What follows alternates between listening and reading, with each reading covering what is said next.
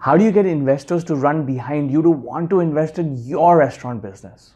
There are 5 things you need to do so that they run behind you and you don't have to run behind them and knock at 100 doors and get rejected time and time again. Trust me, it's not a fun process. Been there. Here's what you need to do to get investors to run behind you and want to line up to invest in your restaurant business. Ready? First thing, create your business. Start planning and creating your business like you're about to franchise it. Why? Because when you think and keep that in mind, that I want to franchise my business, even though you don't want to, you'll begin to see every part of your business needs to be set up so that someone else can manage it. So look at your business. What parts of your business aren't standardized?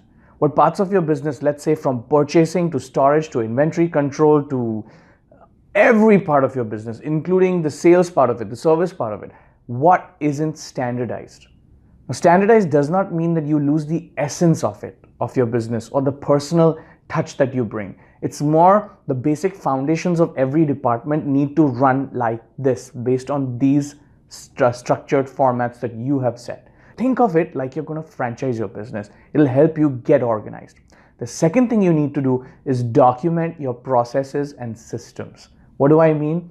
So let's say that you want your waiter to approach a table and say these few things, etc., etc. You need to document it so that every waiter says the same thing in the same way.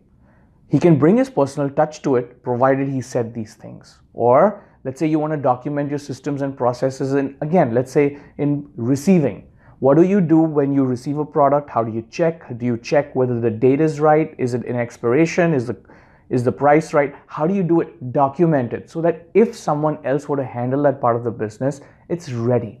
The third thing and the most important thing out of the 5 that you really need to do really well is get the right people in. Now, before you get the money, I understand you may not have the cash to go out and hire great people. Okay, no problem. Put a plan in place. I need a person for this and I need a person for this. They will add value to my company when I get the money to grow. The fourth thing you need to do is get your accounts and books in place. It has to be transparent. If I were an investor and I came to your restaurant, I want to see that you've got your P&L done every month. It's clean and easy to understand. I can go through your books and everything's kosher and everything's clean. And so that gives me a feeling of trust that I can trust you. And it's very important, right? Because if I were an investor, I'm giving you my money. And the 5th thing you want to do is make a financial plan. Now, even if you don't know how to do it, there are many resources online on how to make a financial plan.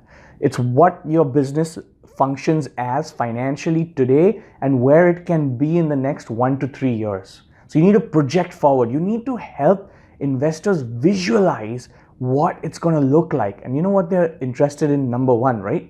Money, most of them.